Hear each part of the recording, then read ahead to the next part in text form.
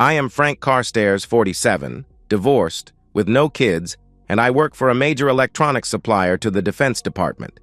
Because of my past job-related travel, my marriage was not the greatest, but it took a slip of my wife's tongue to show her cheating and end our marriage. This is the story of how it happened. First, let me bring you the background to this story. I served 6 years in the military as a radar repair technician. As with a lot of us who did that kind of work, we all had the nickname Radar, after Radar O'Reilly from the TV series MASH or Sparky. I was looked upon throughout the service as something of an artist at troubleshooting problems. When I got out of the service, I had my choice of many civilian jobs doing the same thing but with the contractors and not the military. I came back to my hometown of Grand Rapids, Michigan, and pondered my options. I finally chose to accept a position with a company that was developing a drone control system that they could retrofit to the present systems and reduce the weight by about 17 pounds, as well as increase surveillance capabilities by an order of magnitude. They hired me to put the test drones through their paces. The company rented an unused road race course on the northern edge of the county that gave us a 3-mile by 1.5-mile area to do our testing. It also included several buildings that allowed us to work outside of observation from the rest of the world. One of the support people was a young lady from the local area. When I was introduced to her, I was gobsmacked, as our English friends say. Elizabeth Morgan was gorgeous. She was 5'5" or 6 foot tall, and with eyes that looked into your very soul. She was well-proportioned and slender. She had the darkest black hair, and wore it in a ponytail even when dressed up. It was love at first sight for me. As neither one of us was, at the time, part of the management team, we were not constrained, but any non-fraternization policy. When I asked Liz for a date, she said she was going out regularly with a man from the neighborhood where she lived. She said at that time that things seemed to be slowing down, so she would let me know if they broke up. Our testing showed that our package delivered everything that it was designed to do. We lobbied through a local member of Congress to get some decommissioned Predator and other military drones to enable us to design interfaces for our controls. I was then hired as a permanent full-time employee. I requested that Liz be part of my support staff and refused to sign the non-frat unless she was exempted. The argument that I made was that I had already approached her for a date, and as such it was a pre-existing relationship. Surprisingly, the company and HR agreed. After our successful conversions, I was tasked with flying out to White Sands Missile Base in New Mexico to give a demonstration to a joint military group. There were officers and support staff present from the Army, Navy, Marines, and also the Coast Guard. Liz had made the trip and had by this time accepted a few dates from me. We found that we both liked dancing, live theater, and camping. Up to this point, there had been no sexual activity between us. The tests went well, but the military indicated that they were not interested, and we thought that we had failed. On the trip back to Grand Rapids, I was very depressed, and Liz tried to cheer me up. We talked for almost the entire 5-hour flight. When we landed, Liz asked me if I wanted to be her exclusive. I almost did a double take at that, as she had not given me any indication that she wanted anything but a few casual dates. Hell, even our camping trips had been with groups and we used separate tents. I said I would be ecstatic to be her exclusive, and I wanted her as mine as well. I cautioned her that because of the current project and its apparent lack of success, that I might not be employed at the company after this project was over. She did not seem to care. We dated seriously from that point. I was pleased when the company offered me a long-term contract as their chief test supervisor, and because of that, and our continuing to the relationship, I asked Liz to marry me and she accepted. We got married in the small church that I belonged to and had as our witnesses her family, my remaining family, my parents and an older brother were dead, and friends and co-workers. For our honeymoon, we took a 2-week camping trip along the Appalachian Trail. It was a glorious trip, and we both came back to GR tired, dirty, and incredibly happy. Work disturbed the mood somewhat when we returned the following Monday. Liz was being transferred to a different department because my staff was being reduced to just me and the secretarial pool. The reason for this shift in personnel was that the drone control project was to be shelved until we received some response from the military. I was then tasked with helping develop a very small drone capable of being controlled by satellite. The design goals were a drone as small as a robin, but with video capabilities. The problems that these parameters created caused me to work some long hours, and Liz was not happy. As with all marriages, our intimate life started out hot and heavy, tapered off to 3 or 4 times a week for the next few years. Neither of us was too upset with this, as we seemed to remain satisfied with our lives. About a year after our trip to New Mexico, the company was granted a contract with the Coast Guard to retrofit 24 Predator drones for naval rescue operations and drug surveillance and interdiction. The company was also awarded a contract with the Border Patrol for similar but land-based operations. I was given the additional duties of supervising this program. Needless to say, I was getting stretched very thin at work. About 2 years after we got married, Liz left the company for a job with a local company as a personal assistant to one of their vice presidents. She said she needed the move to broaden her horizons. I took an instant dislike to her boss, Ralph Symes, but could not explain to Liz why I felt that way. At home, the stress from my job and the long hours was causing a lot of friction. Liz wanted me to be excited about her new job, and also for me to slow down so I didn't burn out. I was constantly tired and short-tempered, and because of my snapping at Liz a couple of times for very minor things, I was sleeping in the second bedroom. I finally talked to my boss at work and was given sufficient staff to lighten my load and cut back to minimal overtime. Things improved at home, and I thought we were a happy couple again. Liz took the news of my improved job conditions as another reason for me to become happier at home. It worked, as I apologized and did everything I could to make up for my inappropriate anger. Things got back to a 1-bedroom and happy, intimate life family for the next 3 or 4 years. The mini-drone project sailed along and was accepted by several state and local police agencies and, of course, several alphabet soup federal agencies. I was then promoted and given a huge raise with a stock option and bonus. Because of the way Liz seemed to go through money, I had my raise, bonus, and stock options transferred to an account in another bank and in my name only. I used a P.O. box at the local post office for a mailing address. I also got Liz to agree to file separate tax returns, because the tax burden was considerably less doing that. My new duties, as I explained at the beginning, involved extensive travel. This again raised tension at home. Liz was not happy when I had to miss several of her employer's company functions because of my need to be out of town.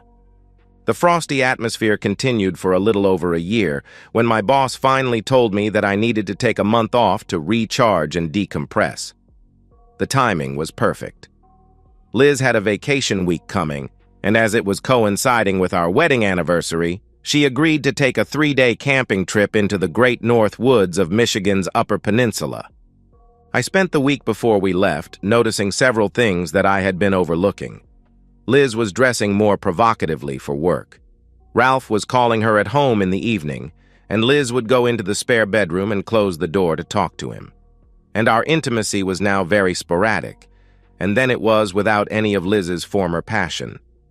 I mentioned these things to Liz, and she went nuts, and I spent the last few days before our trip on the rollout in the spare bedroom. Because of this, I decided to give Liz a nasty surprise when we got to the campsite. I took out the big tent and a double sleeping bag out of the packed stuff and replaced them with 2 one-man survival tents and 2 single sleeping bags. Liz was none the wiser. The weekend came and we left Grand Rapids for the up to 6.5 hours drive around noon. We crossed the Straits on the Mighty Mac at around 3:45 p.m. We still had 1 to 2.5 hours to get to the campsite, so we decided to get a room in St. Ignace. As we did not have prior reservations, the only room available was with 2 queen beds. Liz was pissed when I took one of the beds after she had turned down the other. Dinner was a frosty occasion at a local restaurant. We went back to the motel, and I showered and went to bed. Liz was still fuming and wanted to pick a fight. I was finally fed up with her attitude and lit into her. I managed to let her know that I wasn't going to put up with the crap she had been dishing on me, and until she changed, I would sleep in a separate bed. Liz asked how that was going to work at the campsite. I just said, "Already taken care of." She glared at me and turned out the lights. I heard some soft crying, but I was angry and disappointed to the point I did not feel the need to comfort her. In the morning, we had a very silent 2-hour drive to the campsite. When we got there, I handed Liz her tent and sleeping bag, and she went ballistic on me. She screamed, "What gives you the right to treat me like this?" I snapped back. "The same right that gives you the right to deny me the marriage bed. Did you bother to think about that? Can you answer that? What has changed is that you have become an insufferable woman. When we get back to the apartment, you are sleeping on the rollout." Liz looked abashed and turned around, mumbling something, and then I heard the words that killed our marriage, muttering under her breath but still loud enough to be heard. "Ralph has never kicked me out of the bed." I now was ballistic. I grabbed all of the stuff, put it back in the car, grabbed Liz, and set her down in the front seat. Climbed in and started driving. Liz had a shocked look on her face and asked, "Where are we going?" I screamed, "As soon as we get a reliable signal, you are going to call Ralphie Boy and have him meet us in Cadillac. Then you are going with him. You are no longer allowed in the apartment I pay for. I will see a divorce lawyer on Monday and you can come and get your stuff any day next week. I heard that Ralphie Boy likes you in his bed." "Oh no," she cried. "I'm sorry, you weren't supposed to hear that." "Well, I did. And you obviously have experience with Ralphie Boy not kicking you out of bed, except maybe to do you on the floor. Think about what you have destroyed. I have never cheated on you. I have been propositioned, plied with booze, and outright invited to have intimacy with women while I have been on the road. Unlike you, I take my vow of forsaking all others seriously. Do you have any other stupid remarks to make? Did Ralphie Boy always use a condom, or do I need to get checked for STDs? Did you ever give me sloppy seconds? How long has this affair been going on? What about all of your other affairs that I don't know about? Are you going to answer any of those questions?" With each shouted question, Liz seemed to shrink smaller and further into the passenger seat. She was silently sobbing and looking out of the window. She finally took a big sigh and said, "I'm sorry. I didn't mean for it to happen. It's all my fault." She took a big breath of air and continued. "When you didn't show up at some of the company functions, Ralph started making smarmy cracks about how if he were my husband, he would not be so inattentive. Finally, I fell for his line. We started having intimacy about 8 months ago. He is the only person that I've been cheating with. It was almost over, and I told him last week that I was going to use this trip to try and rekindle the intimacy that we lost in our marriage." I stopped her right there. "Is that why you kicked me out of our bedroom this week? To rekindle the intimacy? You still haven't said if you used condoms, or if you took any other precautions against things like, oh, I don't know, pregnancy." She shrank back into the seat and sat silently until we reached St. Ignace again. I put my cell phone on the speaker setting and handed it to her. Then I told her, "Call Ralphie Boy and let him know we are coming, and if he doesn't come and get you, I will drive to his house and drop you off there. I am sure his wife will love that. You might also tell him that he needs to watch his back, because while I will not harm him, I'm sure others in his company might when they find out what you two have done. I am pretty sure that you are not Ralphie Boy's only cheating woman, and he will wonder how many of the ladies in the office are finding irate husbands will want a piece of him." She called the number, and a lady, Ralph's wife, answered. Before Liz could say anything, I said, "This is Frank Carstairs, and I need to talk to your husband about his affair with my wife. If he won't come to the phone, I will see him in a few hours when I drop his cheating woman off at your front door." I heard a sob and a woman's scream. "Ralph, get your sorry back down here and talk to this person on the phone. I'll start packing your stuff." Ralph came on, and I signaled Liz to start talking. She sort of hemmed and hawed and finally said, Frank has found out about us and he insists that come to Cadillac and pick me up, or else he will drop me off at your front door. Good old Ralph replied, "No way in hell am I coming to get you. If you show up at—" I jumped in at this point. "Yes, Ralphie boy, you will come and get her, or I will go and sit on the threshold of the personnel office door with a notice of an inappropriate sexual liaison between a supervisor and a subordinate. We are almost to the straights now, so you better get your back in gear." He started to bluster. "You can't prove anything." I said, "Maybe not, but the lawsuit and a sexual harassment complaint from a spouse will not going to be ignored. See us at the Meyer parking lot on Boone Ard in about 2 hours. Remember, if you are not there, your wife will get to meet my wife and her tale of woe. Your choice." He then started screaming, "You cheating woman! Liz, you have cost me my marriage." I interrupted again. "It takes two to cheat. I'll bet that if I file the lawsuit and subpoena your personnel records, I will find other complaints of sexual impropriety." I could almost hear his shoulders fall. "All right, I'll be there." As we were getting closer to Cadillac, Liz started pleading to let her stay in the apartment. She cried that she would do anything to stay with me. This really annoyed me. I just let her have it. "You cheating woman, you don't care about me, or you would have been more supportive, more loving, and much more understanding. I did nothing to push you into an affair. I was working hard because I wanted you to have everything.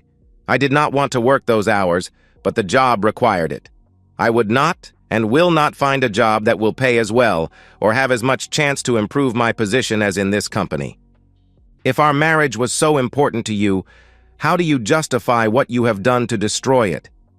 Does forsaking all others ring a bell in your addled mind? What you have done has destroyed us. It has destroyed all that was good with us. It has destroyed, in all likelihood, your lover's marriage and home life.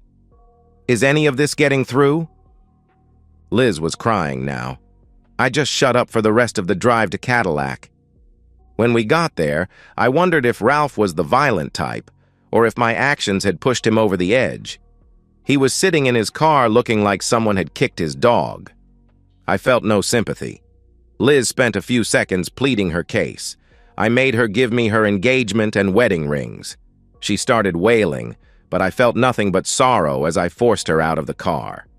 When the door closed, I started the drive of 110 miles back to Grand Rapids. I thought that my life might just as well be over. I was not paying a lot of attention to my driving when Ralph came flying past me, and he must have realized, or Liz told him, that it was me he just passed. I saw him exit at 17 Mile Yard. After I passed that exit, I again was only half paying attention when my car was hit in the rear by another. I lost control, and from the police reports, my car rolled over 4 times before coming to rest in the median on its wheels. I was not conscious and was airlifted to the local trauma center emergency room. It turned out I only suffered a severe concussion and rub burns from my seatbelt and the airbags. The police didn't even try to talk to me that night. And when they asked about the accident the next day, they acted like they already knew who had done what and what had caused the accident. It turned out that they did. Liz ratted out Ralphie boy. When he got off at 17 Mile Yard, it was only to let me pass again. He then sped up to catch me and ram my car. Unfortunately for Ralph, something fell off my car and jammed his steering so he could not get away. The police arrested him and he was charged with reckless driving, speeding, reckless endangerment, and attempting to flee a personal injury accident. His wife refused to bail him out, and Liz had no money for a cab, so a nice cop drove her over to our apartment. I spent 2 more days in the hospital. When I was discharged, no one was there to pick me up. I finally called a taxi and went to the apartment. What I found there was not a complete surprise. Everything that Liz had had in the apartment was gone. Her cell phone and her apartment and car keys were on the kitchen table. There was also a note. The note said, "Frank, I know it doesn't seem like it, but I am ashamed of what I have done to you and to our marriage. I am sorry for the hurt that my actions have caused you. I wish I could say that we can fix this, but knowing you, I do not think it will happen. I am going to stay with my parents. If you decide to go for a divorce, I will be there for a few days. If divorce is what you want, I won't fight it. All that I want if we divorce is what I have already taken from the apartment. I still love you, and while I cannot believe you still have any good feelings for me, I hope you do. Elizabeth. I contacted a friend of a friend who was an attorney.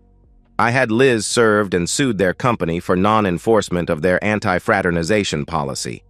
I also had Ralphie Boy served with a co-respondent and a personal lawsuit. The divorce went through without any hiccups. Ralph pled guilty and got a sentence of 5 years with 3 years suspended if he successfully completed anger management and a sexual harassment course of treatment. Part of the sentence was also 10 years of probation. Liz and Ralph were both fired. The company threw a lot of money at me to make the lawsuit go away, and I got another promotion at work. I no longer had a lot of travel, and the only time I left the office was for local tests, new hire training, or military demonstrations. Ralph was also sued for divorce, and before he could start his jail term, someone else's spouse decided to teach him not to after married ladies. He spent more than 6 weeks in the hospital and rehab. Liz still lives in town and found a job with an all-female company. I occasionally see her at the mall or in the grocery store. I don't initiate any conversation, and other than a sad little smile, she does not acknowledge my presence. Tomorrow is another day. And so, we've reached the end of today's story. Was it what you expected, or did it take a twist you didn't see coming? I'm curious to hear your thoughts. Share them in the comments below, and let's get a conversation going. If this story kept you hooked, make sure to hit that like button. And if you're new here or just haven't subscribed yet, now's the perfect time to join our community. I bring you fresh, captivating stories every day, so click that subscribe button and turn on notifications so you never miss out. Thanks for watching, and I'll see you in the next one.